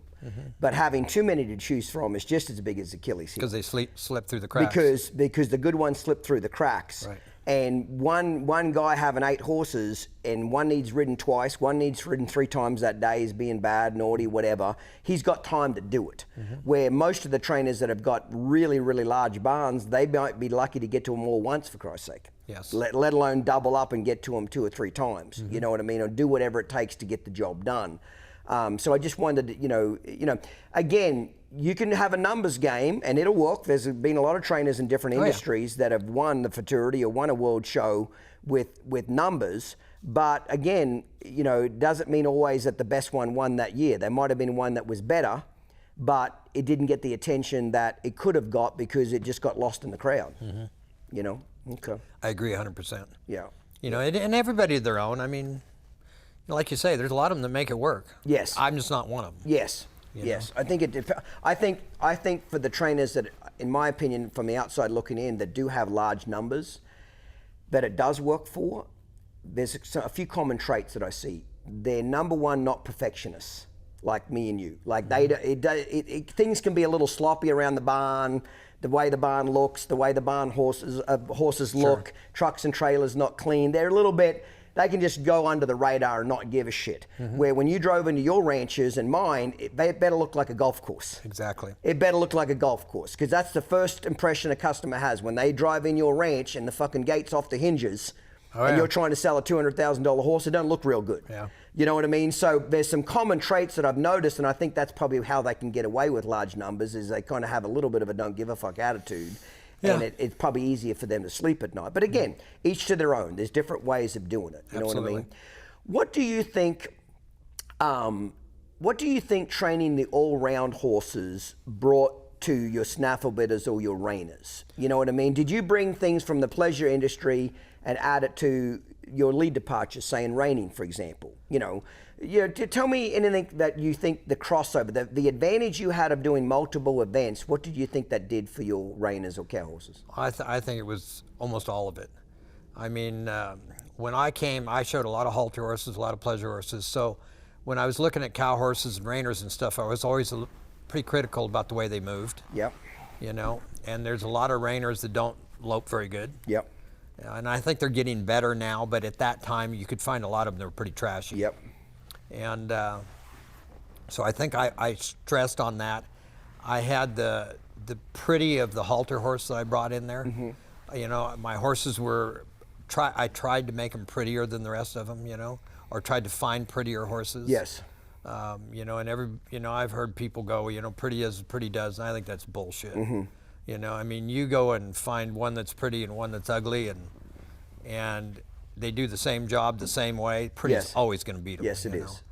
And so I think that those were the things. And like, I brought the detail of the halter horses in there. In other words, the ears clipped. You know, I mean, everything Feet looking painted, perfect. Yeah. And you know, I did that, and it was just something that I was used to doing every weekend at the horse shows. You know. Yeah. And I don't think people had seen that yet. One thing I noticed, and I don't know if you did or not, but I noticed a difference in the styles between East Coast and West Coast. And I don't, like I said, it's all been one melting pot now. Yes. Okay, so I want to say that right now. After 50 years of breeding reining horses and cow horses, a lot of it's melted together. But fuck it, I'm controversial, so I'll just say it. I think the West Coast trainers and the West Coast mentality of that last minute detail, every detail, I think they doctored the horses better too. Took better care of their legs, took better care of the horse itself. Just tighter haircuts, clipping, just everything in general was a horse show. Right. Where I in my career, I've seen on the East Coast a lot, they're a little sloppier about some stuff. You know what I mean? Haircut, weight on a horse, how it's clipped. You know, a little bit, just kind of don't give a fuck. You know what I mean? Kind of oaky kind of mentality a little bit. Now, obviously in today's market, I don't think that's there now. Because it's so competitive now, would you agree, Bob? You're not going to go win the reining futurity when your horse is 300 pounds underweight. You're not going to go win when you haven't paid attention to every last detail. Yes and no. Okay, tell me what. I think they're starting to revert back now, especially in the cow horse. Okay. You know, I mean, for a while there, I mean, the horses were looking like big-time show horses. Yes. You know, they were done up like pleasure horses and stuff like that. Manes, tails. Manes and tails and stuff like that. The cow horse, you know, you don't hardly ever see any silver saddles anymore, things like that, which is fine. It's not a big deal. Yeah. But I mean, some of them are dirty and things, and that's the way it was when I got into it. Yes. You know, and nobody knew the difference. Well, I came in there and I mean, you know, I had silver on my horses and the tack was really clean and the boots were really white and, you know, stuff like that. And I see a little bit of that going out of there now. Yes. More so in the cow horse industry? More so in the cow horse than the reining. Not so much the reiners, yeah. And the reiners, they have always been better about taking care of their horses, Yes. you know. And I don't know about what they're thinking, but I know that the soundness part of it is a big deal. Yes. You know, I mean, I remember reading articles from you as a kid, and one of your big deals was if you were going to ride them hard, you be sure as shit better take care of them hard. Yes. If you were going to I've ask said that them my for whole their life. life, you better be willing to sacrifice your life and take care of them. Yeah. Doctor them, take care of their legs, ice them. If you're there at 1 o'clock in the morning icing their legs down, you're going to be there. Yeah, absolutely. Where did you get that mentality from? Was it taught to you as a kid, from your dad, from Tony? Where did you get that mentality from? You know, I think Dale Livingston's the one that really set it in my mind the most. Dale was the kind that he'd ride them pretty hard, but he'd take care of them just as hard. Yes. You know? And I got to know Dale really well about the era I got to know Doug. Yep. And he kind of put that in the back of my mind, really. Yeah. You know, and I've always, I mean, to this very day, I mean, like I'm a freak about taking care of them. Yeah. You know? Wrapping their legs, whatever it they takes. need. Yeah. It doesn't matter. Just whatever they need. Yeah. You know? Yeah. So. Yeah. What do you see with the horse industry that's positive right now from a training's perspective, and maybe what you see as a negative perspective? Meaning that, you know, we've got out of all-round horsemen and we're doing so much specialization. So for me, I think the negative of that is we're losing some all-round great horsemen. Like I know just in my travels around the world, it's embarrassing to say, but I know multiple trainers that have won more than $1 million in a particular discipline. They can't fucking load a horse in a trailer boat. I'm not joking. No, I know that. Unless they can drug the motherfucker, it ain't getting on. Yeah. If it won't stand still for the farrier, they have no fucking idea how to fix it. If you said to them, here's a 3-year-old wild Mustang, I need you to catch it and saddle it, they literally would shit a brick. That to me is in horsemanship going backwards, in my opinion. Absolutely. Okay. Now, the flip side of that is, are the horses riding better today than 30 years ago? Yeah, a lot of them. They're cutting better, they're stopping better, they're turning better. Yeah, a lot of things have got better. But I think we've also lost some horsemanship. Do you agree or disagree? Oh, I agree 100%. I think we've gained more mechanics than we have horsemen. Explain what you mean by mechanics. Mechanics are somebody that can do a lot and get a horse to do a lot and stuff, but they don't really care about longevity. They don't care about taking care of them quite the other way, you know? Yeah. How long the horse lasts. Exactly, you know, and I mean, like, a lot of them just have hired help taking care of them and stuff, and they don't pay attention to that stuff. Yeah. The trainer or the mechanic himself, whatever you want to call him. And, you know, nobody takes care of your horses like you do. Yeah. Like one of the things I love to do is I've just recently flip-flopped some of my training, my day schedule. So I get up at 4:30 and I normally go to the gym. Well, I've changed that now, and I get up at 4:30 and go straight to the barn. And I like to get to the barn an hour and a half, 2 hours before anybody else, because I get to walk up and down the barn aisle. I get to check every horse. I get to go over their legs. I get to look at what they're eating before anybody feeds them. I like that. And I've noticed when I got my ass in the barn before everybody else, it was amazing how much shit I started catching. Sure. It's amazing how much shit when there's no distractions, cell phone's not ringing, no texts, no radio, no nothing. When you just walk around an empty barn with the lights on as a horse trainer, you'd be shocked. I was at least shocked of how much shit was slipping under the cracks a little bit, because when I got to the barn, I got on my first horse, started riding straight away. You're riding all day. you're talking on the phone, you're putting a deal together, you're hustling. You don't take the time just to walk through each horse's stall and get your hands on them, because you're not saddling them anymore. You've got a groom doing that. You know, it's a numbers game. That's kind of what you're talking about, correct? Absolutely. When did you try to do that yourself? Did you do it early in the mornings, late in the evening? When did you personally, when you were training horses, like to get that one-on-one time with that barn? Well, you know, the biggest thing I did, I think, was I wouldn't let anybody put boots or wraps on horses except me. Yeah. So every day I got ready to ride one. Somebody else might be saddling it for me, and they might be tied in the stall or on the walker or whatever. But when it came to putting boots on, getting ready to ride them, I did it. And that way I could run my fingers down their front legs myself, tendons. Feeling for heat. Yeah, because, you know, let's face it, I don't care how good a help you have, they don't take care of them the way you take care of them, you know, because it doesn't mean as much to them as it does to you. Yes. You know, Andrea Fapani is probably the best I know in today's market. And I'm not saying there's not other guys that are very good too, but Andrea, for running a ship as big as his ship is, he knows every single horse and about every single horse there. You know? Yes, he does. He is really good about that. Yes. You know, and I don't. There's days I don't know. You know, I mean, I see Andrea quite a bit. There's days I don't know how he does it. I don't know how he does it. I think the son of a bitch has got eyes in the back of his head. He's got a sixth sense. You could be on his ranch behind the barn, behind another barn, and doing something, and he knows what you're doing. He knows what you're fucking doing. Yeah, I know. Yeah. He's got a sixth sense about him. Like me, I'm such tunnel vision. When I get to riding a horse, I don't see it. A bomb could go off to the right. I wouldn't even know it went off. He knows where everything is. Yeah. I know that my wife asked him to help her with her one-time mare when she was showing her. We were at Raynham by the Bay, and she said, "Hey, would you watch my mare turn around or something?" He goes, "I've watched her. I know what she's doing." You know, and I mean, you kind of go, really? Yeah. You know, now he's very good at that, you know. Yeah. And he is a true horseman. Yes. I mean, he really is. He takes really good care of his horses. Yes. And he does a lot of it himself. Yes. You know. And, hands-on. Yeah. Yeah. I tell you what, we're going to take a little break right now, Bob, and I've got some more questions for you when we get back, mate. Sounds great. Clinton's grabbing a cocktail and we'll be right back. Get yourself one and enjoy this short clip. Nothing would please them more than to see this old piece of shit in a coffin. Oh, they want to drive a steel knife down his stupid fucking throat, and they talk about it quite often. Oh, yeah, this one here. This dude ain't no cowboy. Mark Berrick. You're right, Mark. I'm not a cowboy. Never said I was a cowboy. Actually don't want to be a cowboy. I'm a clinician and I'm a businessman and I made a lot of money. That's what I was really good at. But cowboying, not my deal. There's a lot of cowboys out there and I sure ain't one of them, mate.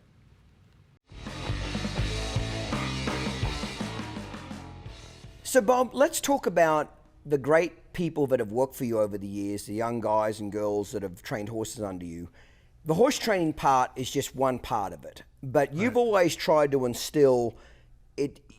There's a lot of great horse trainers that died broke. Let's just be honest. Exactly. Let's just call it what it is. And I've talked about that a lot. That's what the podcast is about: making money, investing money, and trying to avoid being the great horse trainer that everybody respects, but you die alone in a single wide trailer and alcoholic. Let's just call it what it is, okay? And a lot of them do. And a lot of them do.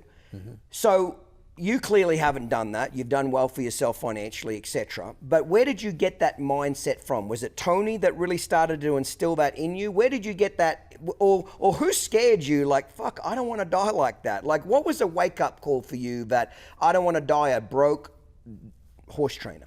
Well, I think a lot of my peers when I was a kid, or the people I looked up to, or whatever you want to call them, a lot of them did die broke and stuff, and they were great hands. Yes. They were great hands.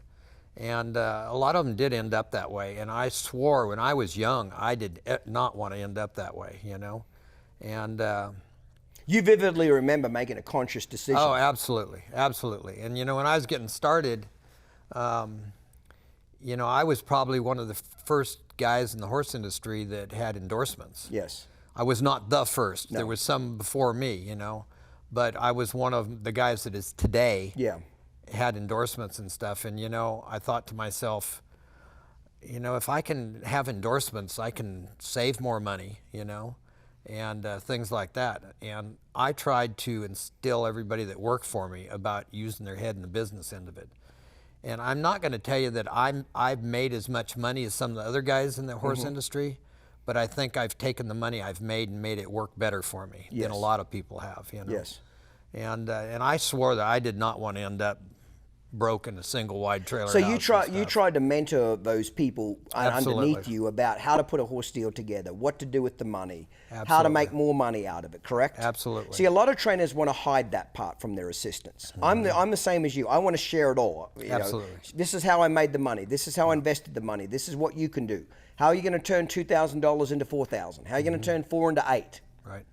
And you know, when I started, there was, you know, especially when I started doing clinics and stuff and doing DVDs and well, they were videos when I started. VHS. And I always said that I would tell anybody anything for real. Yeah. Because when it gets down to it, there's only going to be one of you and one of me. You can't do what I do. I can't do what you do. Yeah. You know, not exactly the way you do it or not exactly the way I do it. So why hide it, you know? Yeah. I did a clinic in LA Equestrian Center the day it opened, and another trainer and I did it together, and he was going on about all this stuff, and when it was over with, I looked at him, I said, you know, that's not the way you do things. He goes, yeah, but the crowd loved it. Yeah. I don't want to do that. Yeah. I want to, you know, tell them the truth. Tell them the truth, yes. You know, I had a magazine named Ride with Bob. I had it as very a popular. I've still got all your copies. Yeah, very popular.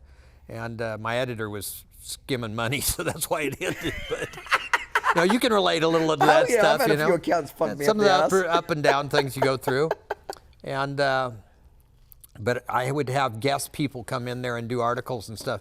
And the one thing I told them, if it doesn't work, don't say it. Yeah. I want it real. I want it to work. I want people to go home and go, hey, let's try this, and have it work, you know, and stuff. That was a big part of it. And you know, I was always thinking about tomorrow. Yeah. I was always thinking about tomorrow. I wasn't just living in yesterday or living in my dreams or, you know, reading my own press or things like that, you know. And so the money aspect was a big deal that you've tried to mentor people on.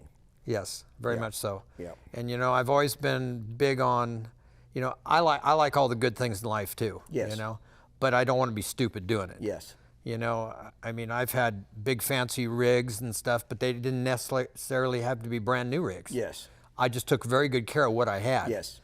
You know, and that's one thing I always remember you during the years is your trucks and trailers were always clean. Yeah. Your barn was always clean. You know, I always say this, you can be poor but still be clean. Yes, exactly. You can be poor, but you don't have to have trash on your lawn. And you can be rich and be a pig. Yes. Yes. You get what I'm saying? It doesn't cost a Absolutely. lot of money to stay clean. Yeah, it so doesn't cost being anybody poor to is stay not clean. an excuse to be sloppy and poor. Exactly. Yes. And I agree that what you talked about is I see some of that in the cow horse. Wipe the fucking saddle down.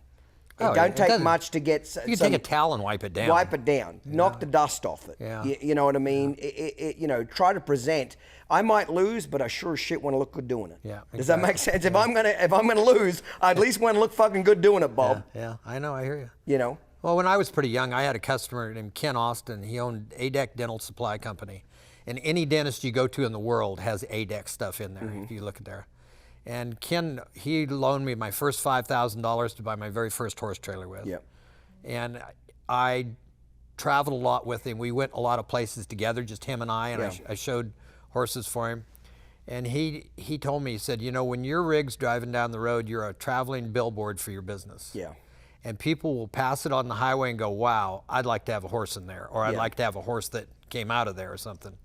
And he said, or you pass the rig and go, wow, how can you imagine our horse traveling in that? Yes. You know, and I never forgot that, you know. And the kids used to, when I was in Oregon, it rained a lot, of course, and they used to give me a bad time because the rigs, they were all spotless when we left the driveway. And they'd tell me before we got to I-5, we were like 35 miles off I-5 or something. They were going to be dirty. I said, I don't care. When we get in, we feel like we're winners and we're ready to go. Everything, the horses are clean, the tack is clean, the trucks are clean, and we're ready to go be a winner. Yes. You know, and I never forgot that part, you know. Yeah. So, from your boots being polished to what you were wearing to being starched up, etc. The other thing I remember a lot as a young adult watching you is you were one of the first trainers that really, in my opinion, not a clinician, because John Lyons really was the first guy that really endorsed advertising, buying advertising. Sure. But you had great advertising campaigns over the years and really branded the horses you were riding and the studs and your whole program. Did that come instinctual for you, or because I don't remember anybody else sinking that kind of money into really understanding that you've got to spend money to make money? I guess it did come kind of that way, you know. I had Cam Brandon was a big deal there, and she helped me with a lot of that stuff. And then I had, like 4 different studs at one time that were pretty big stuff. And I was trying to figure a way to make them so I could advertise them more, but not cost them anymore. Yeah. So I put 2 studs per page, which you see a lot of now, And you didn't see that then. And I figured we could spend the same money and advertise them twice as many places, And so we did that a lot, and my endorsements advertised me a lot that I didn't have to spend my money doing. Yes. And they benefited from it, and I benefited from it too, Both partnerships. Right. And, my endorsement deal, I'm really proud of it. I'm proud of my endorsements. I'm proud of the horses I produced. I'm proud of the people that work for me. Yeah. And stuff. And I'm really proud of the time I've had with my endorsements. Professional Choice, I'm on 35 years with them. Nobody has an endorsement for 35 years, And Cinch and, all these places, American Hats and Rios and Mercedes boots. I've had this stuff for 20 years and, a lot of this stuff. And I just have always felt that it's a two-way street. I don't sit there just with my hand out and go like that. Yeah.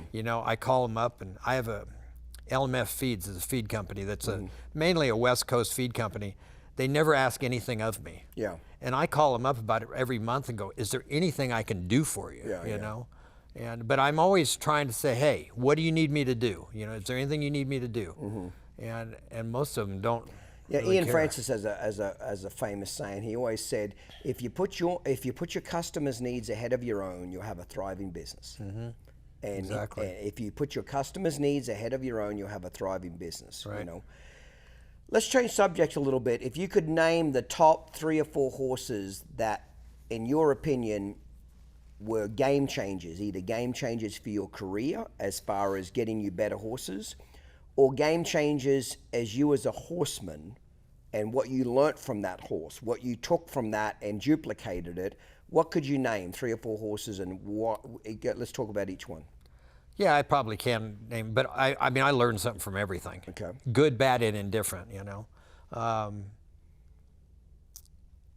Paid by Chick was one of them, What did you learn from Paid by Chick? What made that horse such a great horse?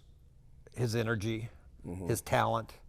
He was extremely talented. He was extremely steady. I had to learn how to get around the steady part of him. Yep. And I didn't try and beat it out of him or anything else. I just tried to figure out a way to get along with him, The Major Leaguer was really my first one. He was a freak of nature. Yeah. And to this very day, he could be the most athletic horse I ever rode in my life. So even 30 years later, that horse absolutely. could still be competitive. Absolutely, Yeah. He was a freak. He did stuff that I didn't even. He was so far ahead of me at the time, I didn't know what to do with it. Yeah. So I just pet him and let him do it. I figured, And then Chick's Magic Potion was probably my favorite horse in my life, or one of my favorite horses. And he was not as talented as some of the other ones, but he gave me 110% every time I asked him. I used to dig him holes that I didn't know if anybody could get out of, showing him and stuff. And he just, I'd be a 210 out of the herd, and he'd be a 228 in the rein work. Well, all of a sudden I'm back in the game. And things like that. Brother White was one of my favorite horses, which I still have, Brother White.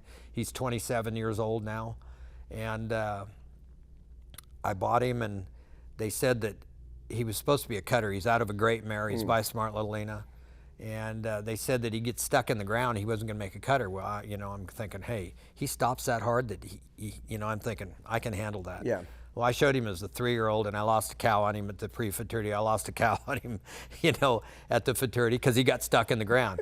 But I liked him enough that once he learned how to handle his own power, I couldn't teach him how to do it. I couldn't put it in him. He had to learn how to do it to control his own power. He turned into a superstar. He was a multi-time world champion. He won 150,000 or something at the time. That's a lot of money. Yeah. Today it's a lot of money, and so there was. I learned something from all of them.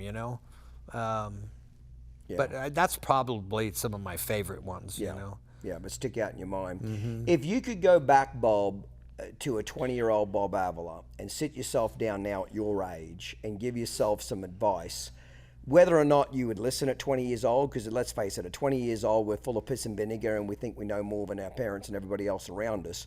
But what would be some of the lessons that you would like to mentor yourself or say, hey, look out for this, try not to do this, do more of this or do less of this? What do you think you would say to yourself? Well, I think I caught myself as I was growing up, and I think you see this a lot. I was working so hard I wasn't making money for a long time. Yep. And once I started thinking that there's a time to do this and a time to do that, and separated the two as far as investing my money and being smart about things and stuff, that's when I started really making money. But I don't know if I could have done that when I was 20. Yeah. Like you say, I mean, I was like a bull in a china cabinet. I was just, if you tell me I couldn't do it, I was going to do it anyway, just to prove you wrong. Yes. So. Yeah. What advice would you give to a young person right now, getting out of high school, wants to be a horse trainer? In today's environment, what would be the top 2 or 3 things you would tell them to be successful? If they want to be Bob Avila, they want to be Todd Bergen, Andrea Fapani, what are your words of wisdom to them? Go find somebody they really respect and work for them for a while. Don't just, it's so easy for today's kids, and I've watched it, and it's been like that for a long time. They can take and get a start, and they can go out and have 3 horses in training and make more money than they can working for us. Yeah. But that's probably where they're going to stay. Yeah. They might be making less, but when they go out on their own, they're going to make more by taking the time to do it. And you got to eat a lot of crow, and you got to put up with a lot of crap, know. And I mean, there's going to be days that some of the trainers you work for have a bad day, and they're going to take it out on you and everything else. I mean, I went through it all. I know that, and I'm sure I did it to some of the kids that work for me, Yeah. I mean, I know I'm perfect, but that's beside the point, So, but the foundation is like anything that you put on a horse. Yeah. Your foundation is a horse trainer, and the longer you stay with you or me or Andrea or whatever, you get to know the industry better, the industry gets to know you better, and you're accepted before you actually go out on your own. Yes. Now, when I did it, it was a dumb thing to do, and it worked, but I'm not going to tell you I would have done it again. I'm not sure it could even work in today's. It might not. Because without mentioning names, I could think of 15 trainers off the top of my head that fucked up that whole when do I go out my own thing, and 20 years later they're still struggling. You know what I mean? Andrea won the futurity working for Todd and went out on his own. Yep. Same, Todd won the futurity, the next year he left you. Yep. That's the fairy tale when you hang your own sign out. You just won the reign of futurity and you say, I'm open for business. So that's obviously the best way to do it. But if you don't time that right, I personally think that the biggest thing that we could give young people advice is you have to be able to work. You're a liability. When you show up to a trainer's barn, especially green, not knowing much, you're going to fuck way more shit up than what you do produce. Yeah. For a while too. Oh yeah. And until somebody sits down and invests the time into you, you're not going to get better.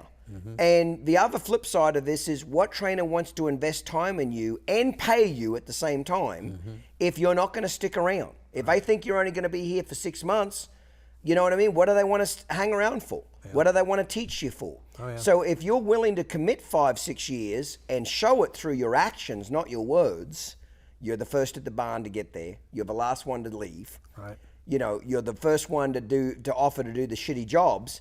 That will eventually stand out. Do you agree or disagree? No, I agree with that. And and I think one step farther is when you do go out on your own you have to struggle to have a personal life too. Yeah. You know, and you have to keep that separate. You know, your working life and your personal life are two different things. You know, I'm fortunate enough now that Dana and I, my wife, we do a lot of different things together, you know, and it keeps us fresh and motivated, you know. We come back and we're fresh because we've gotten away from all that. Yeah. You know, this industry can eat you alive, you know, and it can eat your relationships up. Oh, yeah. And like I say, while it's doing it, you're working so hard that you're not making money, Yeah. you know. And I know that I was taught a long time ago that, you know, I was told that you need to make money while you sleep. Yeah. And that's what you do with your, you know, club and stuff like that. I do with my bit business, things like that, you know. And I mean, like I can be asleep and my bits are selling all over the world, you know. Yeah. And you're the same way. Is the industry today, the Western performance industry, reining, cutting, cow horse, even all-round horses, etc., is today a good time for a young person to get into the business? Meaning that, is the industry healthy, in your opinion? If you want to be the next Bob Avila, you want to be the next Andrea Fapani, is times now as good as to do it than ever before? Yes and no.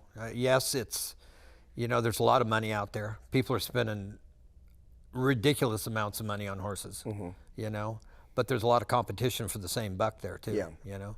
And I think that's part of, you know, when I was in Oregon getting started, I was one of the only guys up there. I was the first guy that was out of the state of California to ever make the Snaffle Bit Finals. Yeah. Nobody had ever made it before. Yeah. And, you know, so I had kind of the cream of the crop of the Northwest. And, you know, like you move to Texas or something and you jump in a little pond with a lot of big fish. Yeah. You know, and they're all fighting over the same, Group of customers. Group of customers and stuff like that.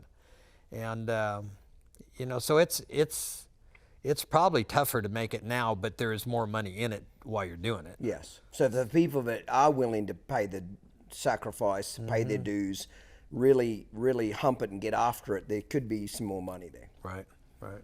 Yeah. Well, Bob, thank you so much for taking the time to be on here. You've been a great inspiration to me, you know, over the years. You know, I've bought all your magazines. I watched all your videotapes that you've ever made. I studied them as much as I could.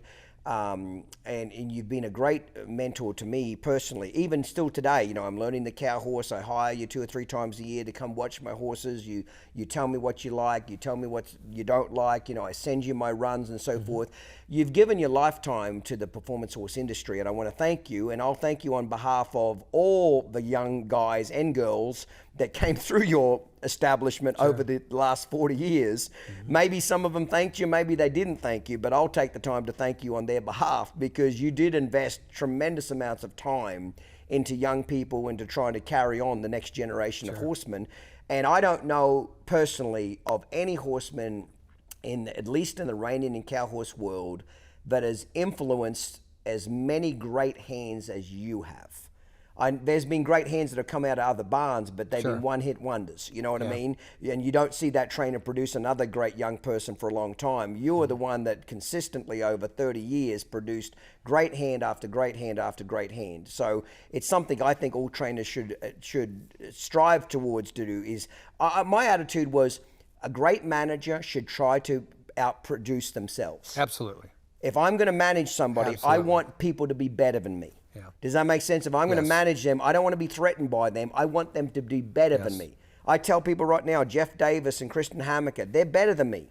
They got more drive. They got more energy. They're more charismatic. You know, outproduce yourself. I don't take that as a personal insult. I'm proud of it. Oh, I am too. I'm proud of the people who have worked for me. I mean, just as proud as the horses I've trained. I mean, they're just, you know, when I see them win something, it makes me proud, you know. Yeah. And I mean, it's something that it makes you feel good. Yes. You know, I mean, it really does. To see great people around you succeed. Exactly. Yeah. Well, Bob, cheers to you, brother. All right. Thank you so much for taking the care. time to come do this. You got it. Thank you for everything you do for the industry. And if any young person sees you at a horse show, I'm sure you'll be willing to let them walk up and shake your hand, introduce them, and ask you a question or two, because you're always about mentorship. Absolutely. Thank you, brother. Thanks. Appreciate you. You got it. Today's episode was filmed and produced by Uncut Productions, marketing by Stewart & Associates, and organized and administrated by Down Under Horsemanship. If you enjoyed this episode, be sure to hit the subscribe button and leave a rating. Follow us and stay up to date on social media, including Facebook, Instagram, TikTok, and YouTube. See you next time, mate. Cheers.